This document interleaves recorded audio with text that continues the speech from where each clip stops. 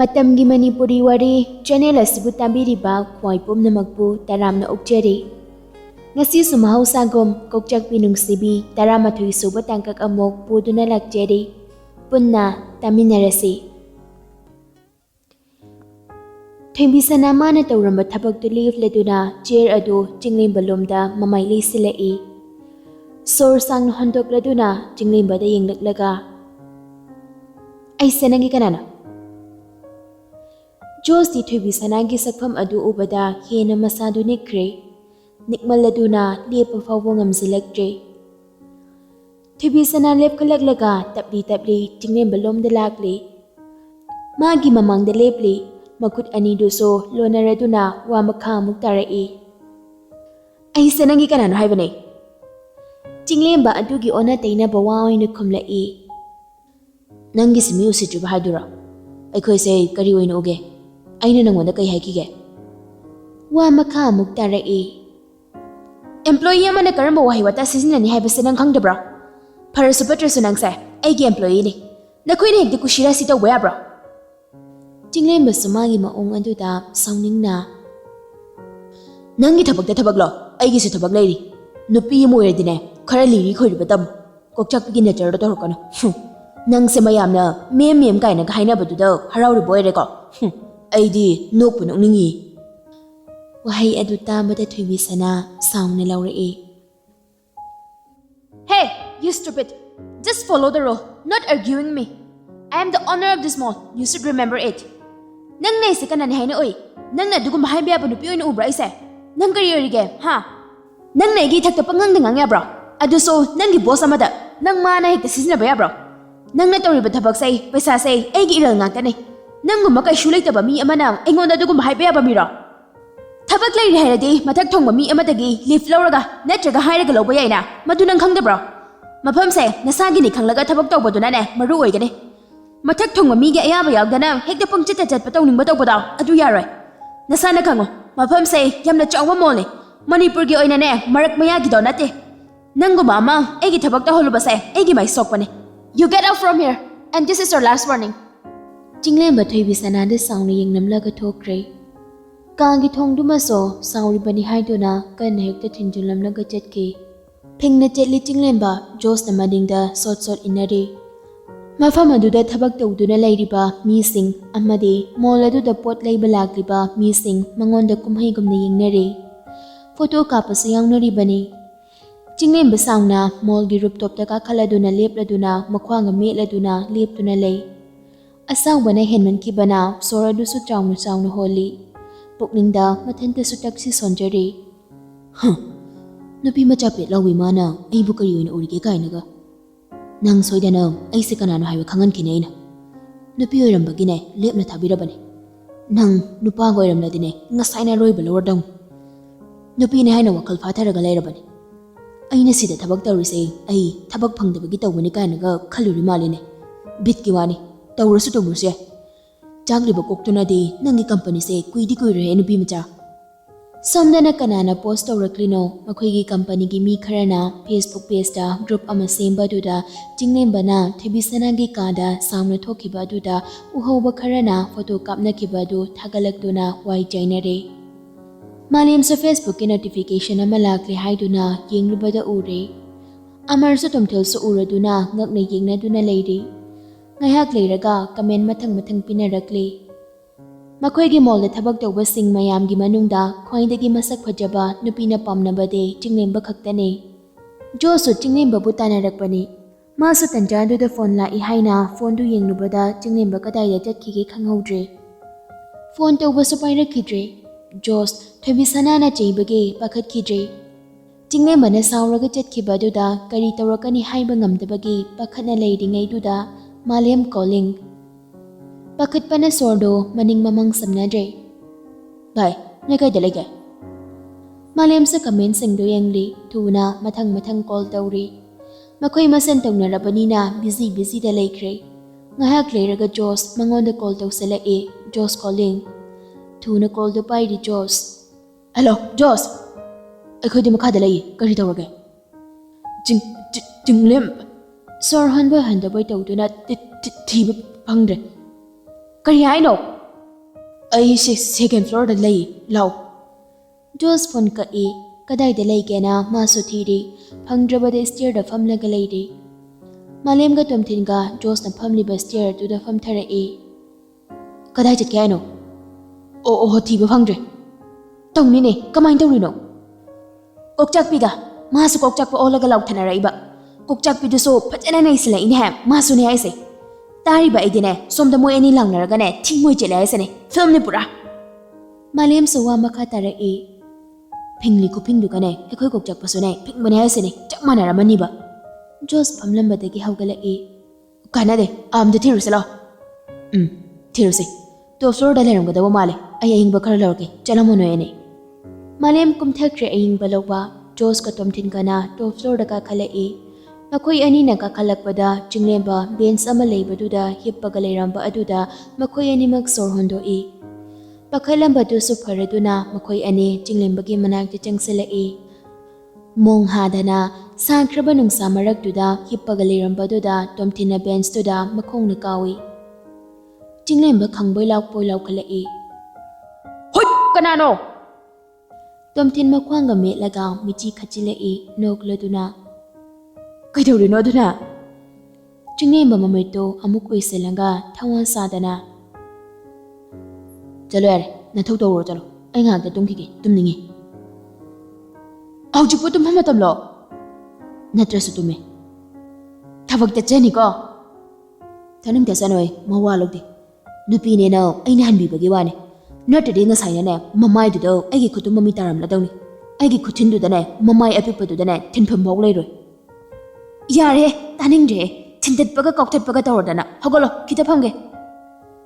Floor da pamo. Floor se yam saye. Chinglemba wa makha tarakidre. Jos ko tomtin ga so urum khara leibaduda lepladuna hangchit langli. Malem so aying bado purakladuna mamanaba sing leiri badom dalagli. Se, kokso ino purabani.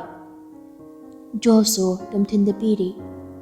Herode ada tumiside.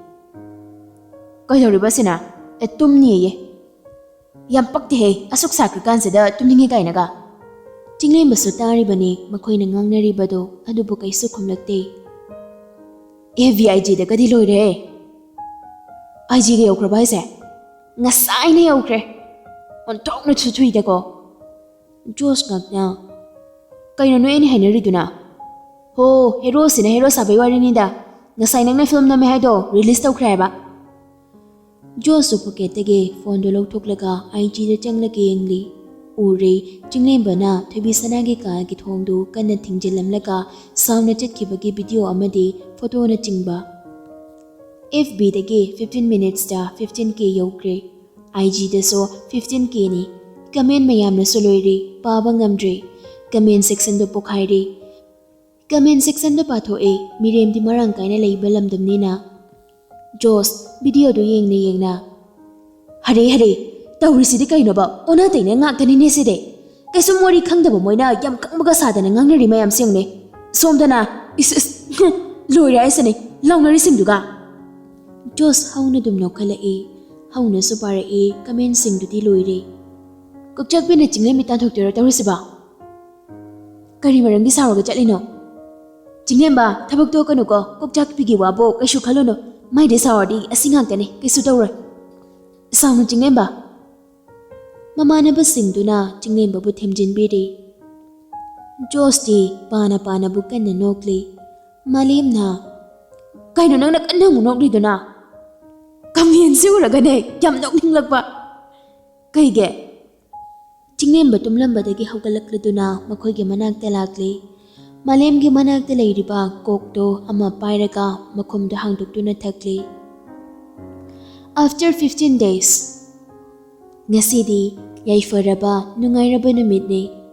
Imungdo kuilang-langli hanaga manade. Abiso angang machadawna ngarang ahing tumdana machigi damakta gift ama sanjabado thubisanagi phamungna kanduda thamlamladuna walk out tawre. Thubisanadi thabakwana halakbaga adum tumkhibadagi pung 6 taraba fawba hawgadre. Pung 6 makhai tarakpada mikap thoklakle. Tandi mandi yawalakpada makhutuna phone maraga thirei. Phone thirakpada manang nupina thamlamba photo oina thingnare. Uirum toramba mittu pangthoklaklaga ngaihak yengduna lei. Thembisana hakam chanduna. Kainu sina. Happy birthday, Jai. May the dreams you hold, dearest, be those which come true. I'm so glad to have a sister like you. Nokfet tawna Thembisana pek to hangdoktuna yengli. Manungda lipstick ama yawragda leirami. Kaidagi pesana lehinu tawrisiba. Chinelga leirami. Tampasa kada manang nupi hangdokpa changlai. Upudagi pot thina. Thoi, haugalone hey, pung se taruk tare ni nangba. Che, abese aige gi kapira ine. Yare haugalo. Nasak tu hindi ko, kya humata tuga. Is, ngasi khakta thengba sida ba. Ho, adu bo ba. Thembisana kangan do haugalam laga washroom na changsanduna fresh oiruraga chakhum da changlai. Ngasi di mana ihan hana malem da khungdarakpa matam se ayuki singlaba numitna tarang thokpa matam adudani. Ngasi so ayuki phajaraba atyado leisen nongphai amata thangdana numitna tarang thokli. Thembisana chakhumda mama hoina tawriba thapak aduda yausili. Breakfast sanaba sem saba aduda maso mating pangsili. Janaba sem saba loiraga mayam ikoi na family. Abena fridge dagi cake to puthorakli. Moi family punna harau cake to kakladuna magi thabak chatna bathoknakri.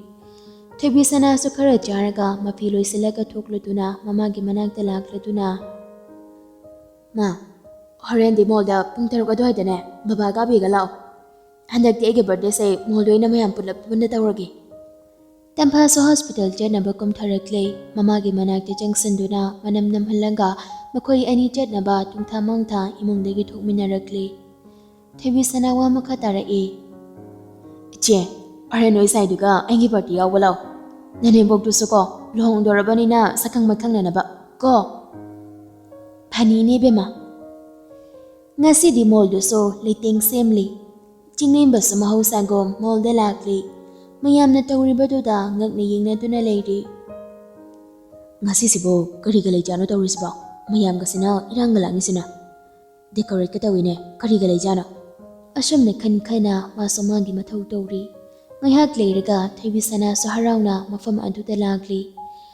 Mayam aduna wiska loina na taram na okli. Tawriba mayam do madingak na Jos ki manakti changsilaklaga. Jos, ngasi se kay program ga lege. Reception hall se decorate kem tawisiba. Aduna kaino pika tawriduba. Jos nokfet tawraga. Ngasi dine Kokchakpi ki birthday khange ka. Tinglimba mamirtu log thokladuna. Magi maongduda Jos wa makha tarai. Kaino nangna namen na galok toktana galehituna. Chahi gadi ayo rakanduda angang macha yam taida. Ina khunba singsina sida tawjage na tawri natro. Sida moi singdo paisa hundukradi kaido hunduk tawrige. Yam paktabado. Aduna kaino nang semliduna. Sina gift ni. Gift mana nangoda piro ona toloftagi piraira. Natte. Nangi da mana kai pirakige. Ho aigi da piraktrasune magi da piba yadra haisa. Kai kanadabada. Angang oiriko koksingdo yadre. Kanaba. Kokchakpi dubunida. Ado hore nangsu yaudero. Staff loina yauduni. Staff tanate. Acho wa missing so langtoiba mali. Sidanine aina angang macha taiyena hairise. Namidangi pung 6 tasilakli. Mafam aduda yamlaba mising Thembisana gi birthday yamnaba lakli. Lakliba misingdo ina khunba achaw sang ngaktani. Nupisingna party dress aduga nupasingna formal dress da loina lakli. Kara ahan oirakpasingna phajaba mamal atangba rani figa setaduna laknari. Chingnemba so mayamna tawnaraklabanina tawda yadabagi yawda yadabai maongda formal dress setli. Ngahan kay satoktabagi wani formal dress setpa dudadi kayadi fazakre. Lakliba misingdudagi mana dum hena fazathokre. Masak sumayamdagi mana top na phasabanina select iba dress to so namna flowerga masamda so high fit style ga tawibani. Mafam aduda lakliba nupi macha mamit ngawbi lesabi macha singdi tinglembada tagup yengnare. Black trousers, white shirt, black coat, ngaksamda bow tie do puntuna yanli. Aday nupa sabdi yung fazadra. Kaya ni gari jana saba, kangling dranay ba, hangna sala o. Nairese, ay ngaw rese ni. Yare, photo ka minarose ko. Chinglen babu kangba kangbu na. Wah, chinglen ba sa kufa sa siyam tiyong de. Naire mesedi. Abi tampaw yiso mafam adu da lagli. Lagli ba guessing bu okli. Chinglen ba di tande mande, chair amada famlaga bit laitana matanta pocket-tagi phone du logthokladuna game sanaduna leiri. Thebisanagi mamanabi minna ningol premi hoisu lagli. Amadi makoi-makoigi nupasing su punarakli. Tamthen Jos hoiso mafam adu da wari sanaduna leiri. Mina ningol premi makoi ahumso unadaba kuirabanina adu da harauna wari sanaduna leiri. Ningol premi gi mapuroi baso minaga sa khangna hali. Irai li maso mafam adu da lagladuna mata singa wari tauri. Ningol na thoide thoklani dress set pabulo horaba lahorabani. Mayam lang ni padugi marak tudagi lupa mana microphone adu da. Welcome all. Lagpiriba mayam pum na magpo hanna thagatba fongdokjari. Ngasi numit asida Sir Thoiba amadi Madam Langlengi ani suba machanapi Miss Thoibisanagi birthday celebration asida yauba lagpiriba khobdingmakpo thagatba fongdokjari. Mayam loina tumin na laurakliba mi aduda loina mityeng thamli. Ngayhak leiraga Thoibisanana phajaraba dress amaga loinana chinglemna mayam mamangduda thoklai. White gown setli masam sa thadokli kharasu khaihali kibaso dress tuga chanaba keri. Announcement tawriba nupa aduna microphone da mo. Happy birthday ma'am. Happy birthday to the most incredible boss lady in the world. Thebisana thoklakpaga mayamna khubak kuraga happy birthday ke wish ka loinana mabu harau na wish tongnari. Makhoi su khubak ka kuraga isai ka sakli. Happy birthday to you. Happy birthday to you. Happy birthday, happy birthday, happy birthday to you. Isay sakpa loiraga mayam punna khubaka kuri. Taungnariba maong aduda jinglembadi hainadabada loiri. Machindaso tapna solai thausadana. Anthong na hinakidreda. Isang kasi tilay kami chubadong nakagatjari. Ngasi ginumisi, matamanghan ba yade? Mga bumiyang mamangda na ikay babiba habise, ikoy ka plan eh. Funny boss. Noy, check sinataw ko daw ko. Yam sing manubi macani ko say. Cake kaklaba matungda magi thokpa wari sanaraga leiri. Apam ba janing basingso mapam adudagi launaraga janari. Nupa singduso pulap hamladuna janing bacharaga leiri. Thobisana sa lakliba magi office ki mayam duga wari tawduna lay. Adudi ay somnam da chalo kige, excuse me. Thobisana mamanabi singdugi manakta haraw na lagli. Mana lagpagi lambida waiter aduna kongfam chahaw dabadagi mana pairakliba juice aduna Thobisana gi dress aduda juice adu hygiene kre. Waiter adu pakhatna thuna hawgatladuna. Ma'am, sorry, ay soikre. Thobisana sounding labaso sausanadaba saraduna. Yare, it's okay. Suki bahai se soibani. Thobisana mamanabi sing adugi manakta changlamdana amotpadu chamthoknaba haiduna women washroom da changke. Tawribadu chinglembadi loina uribani. Thobisana magi dress to isingna chamthokluraduna thoklaklaga mayam tinliba mafam adomda muklagli. Kanana kari tawri kari sinli haiba amata khanghaudre. Mafamduda tinliba mayam aduna sa urudre. Ngasaidagi kachin amada famduna miyamgi kumhai yengliba chinglembadi ubre. Thobisana na miyam adugi manakta chinglamdaida yam pakhana lawrai. Naksang sila ka no! Chinglembana afing afai oina lawraduna tinsilakpaduda miyam sa loina ngakna yingna duna leiri.